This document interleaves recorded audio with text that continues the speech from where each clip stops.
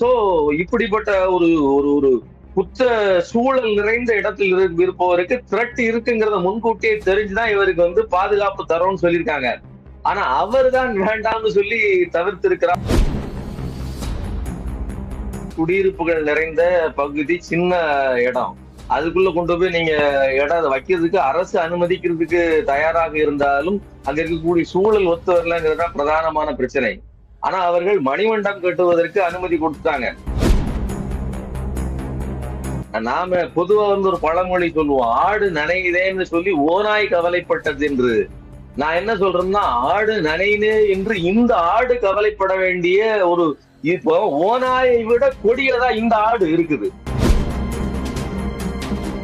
ஆனா இன்னைக்கு நீங்க செல்வராஜ்ங்கிற பாஜக பிரமுகர் பின்னாடி நிப்பார் அப்படிங்கிற தைரியம் இருக்க போய் தானே பொன்னை பாலு உட்பட பலரும் சேர்ந்து இதை